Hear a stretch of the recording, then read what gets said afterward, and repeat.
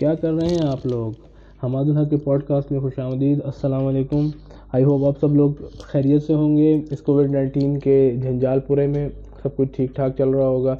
काफ़ी ज़्यादा पेशरफ्त हुई है, मुख्तलिफ़ किस्म की चीज़ों में पेशरफ्त हुई है, आप यकीन कर सकते हैं। हम आज बात करेंगे अपने 5 टॉपिक्स पे। काफ़ी टाइम के बाद ये पॉडकास्ट आ रहा है, इस वजह से हम इसके ऊपर फ़ौरन क्विक थ्रू करेंगे। उसके बाद मेरी 4-5 वीडियोस और भी आनी हैं फ़िज़िक्स से रिलेटेड, तो वो बहुत इंपॉर्टेंट है।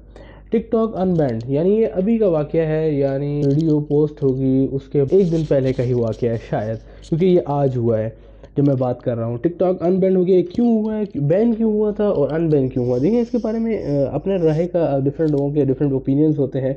यार देखो, आप मुंह से पानी निकालने वाले टिकटॉक वीडियोस बनाते हैं यार। आप वो स्टेटस बनाते हैं, आप कभी हाथ से पिस्तौल लोड कर रहे होते हैं, कभी आप एक को मार रहे होते हैं, वो दूसरा उधर मरता है और उधर जाके गिरता है, और ये मैं मर गया और ये हो गया और वो हो गया।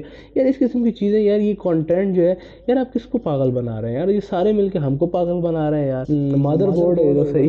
किस्म की चीज़ों से इंसान को गुरेज करना चाहिए यार। ऐसा लगता था कि इंसान पागल है यार, कसम से यार। लेकिन कंटेंट इंसान को अच्छा करना चाहिए। तब वो आप देखिए ना, अब एक लड़की होती है यार, वो धोखा दे देती है तो वो लड़का उसके प्यार में पागल होता है और अपने आप को मार लेता है और ये कर लेता है और वो कर लेता है। इस किस्म की बातें यार ड्रामों में भी बहुत होती हैं और टिकटॉक भरा पड़ा हुआ है इन फजूल। तो इस किस्म की चीज़ों को यार ज़्यादा अवॉइड करना चाहिए। हाँ, पोएट्री के बहुत ज़बरदस्त स्टेटस होते हैं, थोड़ी बहुत वीडियोस होती हैं जिसके अंदर यार हदीस बयान हो रही होती है, जुम्मा मुबारक का स्टेटस होता है। इस किस्म की चीज़ें इंसान को काफ़ी अट्रैक्ट करती हैं। लेकिन यार इस किस्म की दूसरी चीज़ें जिसमें आप चल रहे हैं, एकदम से स्लोमो लग गया और पीछे की तरफ गिर गए और ये हो गया और वो हो गया, इस किस्म की बातें जो है ना, वो इंसान को मतलब अच्छा नहीं लगता यार इस किस्म की। तो इसे अवॉइड करना चाहिए।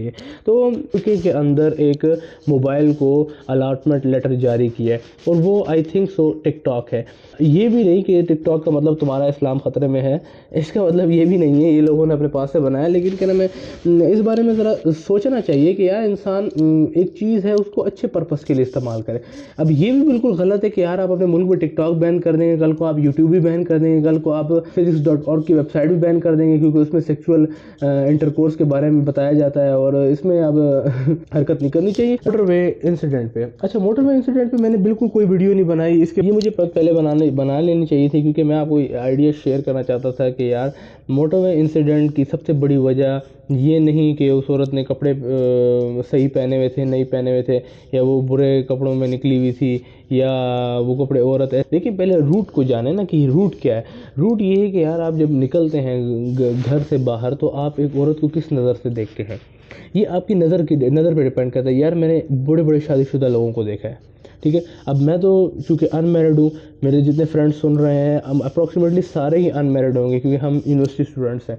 तो अब उस बंदे की साइकी को परखना जो एक मैरिड है, वो बड़ा मुश्किल काम है। देखें, मुस्तफा हुसैन तराड़ा एक बात करते हैं कि इश्क और सेक्स उस वक्त तक हम उसके ऊपर कोई कमेंट नहीं कर सकते जब तक हम वो खुद एक्सपीरियंस ना कर लें, ठीक है ना। तो अब मैं इस बारे में क्या कह सकता हूँ। देखें कि ये इंसानियत सोच वाक़या है। इंसानियत सोच कैसे है, आप किसी की बहन बेटी के साथ ऐसा करते हैं तो आपको शर्म आनी चाहिए कि यार कल को आपकी बहन बेटी के साथ भी ऐसा करेगा। देखिए, मैं यहाँ पर बैठ के ये बात कर रहा हूँ, ठीक है ना। अब एक बंदे ने ये कर दिया, लेकिन अब मुझे साइकोलॉजिकली उस बंदे की जगह हो कि ये सोचना चाहिए कि यार उस बंदे के माइंड में क्या चल रहा था और एट अ टाइम अब मेरे माइंड में क्या चल रहा है। ये अलग वो है। ये एक सिनेरियो होता है जो क्रिएट किया जाता है कोई ईवल ताकतों की तरफ से। उस सिनेरियो में फिर इंसान इस्तेमाल होता है। आप लोग आई होप मेरी बात समझ रहे होंगे। देखिए, एक सिनेरियो क्रिएट हुआ जी, अब वो डकैती करने के लिए आए, लेकिन क्या नाम, सीन कुछ तब्दील हो गया। औरत को उन्होंने अकेला पाया बच्चों के सामने। तो ये जो है ना, इस किस्म की चीज़ें जो है ना, आप उनको जितना भी कह दें कि यार तुम कितने बेगैरत हो, तुम ये हो, तुम वो हो, तो शीरी रहमान को तो आई थिंक बेगैरत कहने का हक ही नहीं पहुंचता ना ही शीरी मज़ारी को कोई बेगैरत कहने का हक पहुंचता है, ना ही किसी सेकुलर बकवास आदमी को किसी कुछ कहने का हक पहुंचता है, जो क्या नाम है खुद इस चीज़ को फ़रोग दे रहे हैं और जो खुद चार्ट लेके निकले थे कि ये लोग सही हो के बैठ गई और अपना खाना खुद गर्म करो और ये करो और वो करो। इस किस्म की चीज़ें इंसान को नुकसान पहुंचाती हैं। आपने फ्रेंच रेवोल्यूशन का हाल देखा था, उधर भी ये फेमिनिस्ट मूवमेंट काफ़ी ज़्यादा थी। फ्रेंच रेवोल्यूशन फेल्ड, ठीक है, अभी भी आज भी वहाँ पर मुनाकरी है, लेकिन वो डेमोक्रेटिक टाइप है। लोगों को बात करनी चाहिए जो इसके ऊपर बात करने के हक रखते हैं। प्राइम मिनिस्टर को बात करनी चाहिए, आई थिंक तो प्राइम मिनिस्टर को भी इस पर बात नहीं करनी चाहिए। वो भी एलिजिबल नहीं है कि वो इस पर बात करें। उलमा को बात करनी चाहिए इस पे जो है हमारे दानिश्वरों को बात करनी चाहिए, इसमें हमारे स्पोर्ट्समैन को बात करनी चाहिए, इसमें हमारे जो सोशल मीडिया एक्टिविस्ट हैं उनको बात करनी चाहिए। लेकिन नादिया खान को बात करनी चाहिए, माहिरा खान को बात करनी चाहिए, इन तीनों को क्या बात करनी चाहिए। माहिरा खान बेरना जैसी फिल्म में काम कर रही थी, तब उसको एहसास नहीं था कि यार इस किस्म की चीज़ें होंगी या होने वाली हैं। आप लोग ने Verna film I think so देखी होगी, ज़रा जाके देखें उस फिल्म में क्या है। ठीक हो गया। और रेप केसेस की तादाद में इजाफा, यानी यहाँ पे गेस करें यार, एक छोटी सी बच्ची यार, उस पे तो बुर्का भी मतलब वाजिब नहीं है, उस पे तो पर्दा करना भी वाजिब नहीं है, तो फिर उसके साथ रेप केस क्यों हो रहा है? This is the case.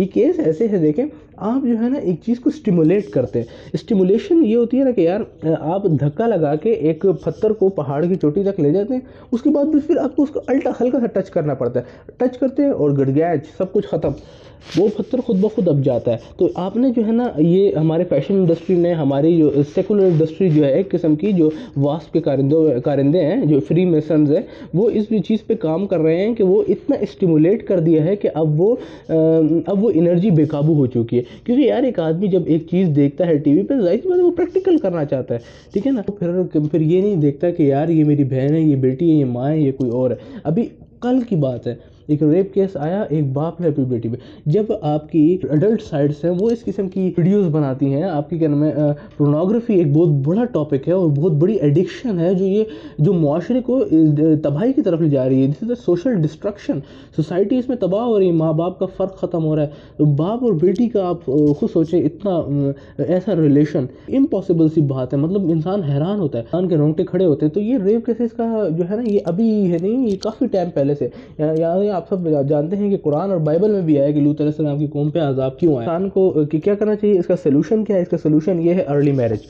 देखिए मैं आपको अर्ली मैरिज का क्यों कहता हूँ यार, आप ऑक्सफोर्ड यूनिवर्सिटी और हॉप्किंस यूनिवर्सिटी की रिसर्च है कि जितना जल्दी इंसान अपनी शादी कर लेता है उतना ज़्यादा वो सिक्योर हो जाता है। तो यार इसमें कोई हकीकत तो होगी ना, तो इंसान को जितना जल्दी हो सके शादी करे, इसके बारे में ना सोचे ये कहाँ से आएगा, मेरे पास कैपिटा कहाँ से आएगा, या फिर ये कैसे होगा। नहीं, शादी को ईजी बनाओ यार, जहेज ना लो। घर में keep as simple as possible, जितना आप पॉसिबल इसको सिंपल रख सकते हैं उतना ज़्यादा करें, इसका ये वाहिद हल है। दूसरी बात ये कि इख्तिताम मुख्तलिफ पूरा होना चाहिए। वो ऐसे होगा जब शादी करें यार, आप जो सेक्सुअल बॉन्ड होता है ना बिटवीन स्पाउसेस, उसको इतना स्ट्रॉन्ग कर दें कि यार आपका मियाँ जो है ना वो किसी की तरफ आंख उठा के ना दे। अच्छा, तीसरा टॉपिक हमारा है कि ये कोविड-19 की री इन्फेक्शन पे। कोविड-19 चल रहा है हमारी, तो क्योंकि इंस्टीट्यूट ऑफ स्पेस टेक्नोलॉजी में इस वजह से वहाँ पर ज़्यादा सख्ती होती है, क्योंकि वो इदारा ऐसा सेंसिटिव इदारा है, क्योंकि वहाँ पर सेहत का काफ़ी ख्याल रखने की ज़रूरत होती है ना। अभी तक यूनिवर्सिटी नहीं खुली तो हम भी इंस्टीट्यूट अपने नहीं गए, मैकेनिकल इंजीनियरिंग घर बैठ के कर रहे हैं। अब देखते हैं ये हमारे हक में बेहतर होता है या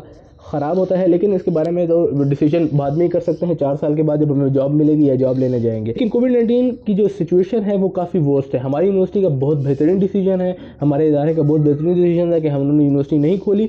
क्यों? क्योंकि यूनिवर्सिटी खोलने की सबसे बड़ा ये है कि आप इंटरेक्ट करेंगे। विदाउट इंटरेक्शन हमारी तो यारी दोस्ती नहीं होती। मेरे तो दोस्त ऐसे हैं कि यार वो तो 10 घंटे तक तो झपी पा के रखते हैं, इतना जोर देते हैं कि पसलियों में मिल जाती है, बंदा समझता है कि कब्र का अज़ाब हो रहा है। तो हम लोग तो क्या नाम है आराम से बैठ भी नहीं सकते, लेकिन इस वजह से यूनिवर्सिटी ना खुले तो ज़्यादा बेहतर है। और जहाँ तक दूसरी बात है री इन्फेक्शन की, तो री इन्फेक्शन बहुत ज़्यादा खतरनाक चीज़ है। मतलब एक बंदे को कोविड एंटीबॉडीज़ छोड़नी है, लेकिन फिर भी दोबारा उसको कोविड-19 हुआ है, और ये सबसे ज़्यादा खतरे की बात है, क्योंकि कोविड-19 का ग्राफ उस वक्त नीचे आ सकता है मैथमेटिकली स्पीकिंग कि आप एहतियाती तदबीर इस्तेमाल करें, एहतियाती तदबीर को अपनाएं। और दूसरी बात ये कि जितने लोगों के अंदर एंटीबॉडीज़ डेवलप हो रही हैं, इम्यून सिस्टम स्ट्रांग हो रहा है, उतने इम्यून सिस्टम स्ट्रांग होने के बाद वो ऑटोमेटिकली रिड्यूस हो जाएगा। लेकिन ऐसा नहीं हुआ, ऐसा बिल्कुल डिफरेंट हो गया इससे, और अभी री इन्फेक्शन हो रहा है। और री इन्फेक्शन बहुत ज़्यादा खतरनाक है कि जो बंदा जो कोविड-19 से सेहतयाब हो चुके हैं उसको दोबारा कोविड-19 हो रहा है। ये अभी इंग्लैंड में इसके ऊपर काफ़ी केसेस आए हैं। तो ये काफ़ी तशवीश की बात है कि पुतिन की वैक्सीन कहाँ तक पहुँची है। लेकिन क्या नाम है, ये सारे दावे हैं, बुलंदो बांग दावे हैं। मैं आपको ये बात वसूख से कह रहा हूँ कि जब तक अमेरिका चाइना के सामने अपने घुटने नहीं टेकेगा, उस वक्त तक चाइना वैक्सीन नहीं देगा, क्योंकि पाकिस्तान में चाइना से ज़्यादा बात हो चुकी है। चाइना में इतनी आवाज़ नहीं, जहाँ स्टार्ट हुआ है वायरस वहाँ पे बात हुई ही नहीं। ऐसा कैसे हो सकता है कि चाइना को कुछ बात पता ना हो। I totally agree with Donald Trump's speech के वाशिंगटन फॉरेन ऑफिस के, यार ये चाइना की सारी कारस्तानी, और आई थिंक सो इसमें कोई दाल में काला है या चाइना के अंदर बहुत बड़ा काला। अच्छा, तो थोड़ी साइंटिफिक बात कर लेते हैं। आज हम बात करते हैं निकोला टेस्ला के ऊपर। निकोला टेस्ला कौन थे जी? निकोला टेस्ला एक बहुत बेहतरीन साइंटिस्ट थे। इनकी वजह से आज मैं आपके साथ कनेक्ट हूँ। आज मेरा लैपटॉप मेरे सामने खुला हुआ है, आज मेरा टैबलेट मेरे साथ है, मेरा मोबाइल, इसके ऊपर मैं आपके साथ वायरलेसली कनेक्ट हूँ। तो ये सब चीज़ें निकोला टेस्ला की बदौलत है। क्यों, कैसे? ये ऐसे नहीं कि निकोला टेस्ला ने ये सब कुछ दरियाफ्त किया, नो। निकोला टेस्ला ने इसकी फंडामेंटल बेसिस दी है आपको। फंडामेंटल बेसिस क्या? Alternating current. आप थॉमस एडिसन के ऊपर काफ़ी वीडियोस बनी, तेगो सुनो जानो ने भी वीडियो बनाई, लेकिन आई स्ट्रांगली कंडेम दिस और I strongly disagree with this statement that Nikola Tesla is the founder of the modern electrical technology. No, this is wrong. Nikola Tesla ने डीसी करंट का तस्वर दिया। डीसी करंट का फायदा ये था कि यार उससे आपको करंट नहीं लगता था, यानी आप मरते नहीं थे, आपको करंट लगता था। मेरी अभी भी मुझे खाला अल्लाह बख्शे, वो मुझे बताया करती थी कि हम स्विच बोर्ड में उंगलियां जब अपनी रखते थे ना, तो हमारे बाल आहिस्ते आहिस्ते खड़े हो जाते थे, हाथों के भी और सर के भी आहिस्ते आहिस्ते खड़े होने लग जाते थे, लेकिन हमें करंट नहीं लगता था। वो क्या था? वो डीसी करंट था। उस वक्त डीसी करंट आया था पाकिस्तान में। लेकिन निकोला टेस्ला का क्या कारनामा है? निकोला टेस्ला का कारनामा ये है कि उन्होंने अल्टरनेटिंग करंट को वजूद दिया। अच्छा, डीसी करंट और अल्टरनेटिंग करंट में क्या फर्क है, इसके बारे में बात करते हैं। डीसी करंट वो होता है कि यार आपके पास इलेक्ट्रॉन जो है वो बैटरी के पॉजिटिव टर्मिनल से निकलता है और नेगेटिव टर्मिनल में आके खत्म होता है अकॉर्डिंग टू कन्वेंशनल करंट्स। ठीक हो गया।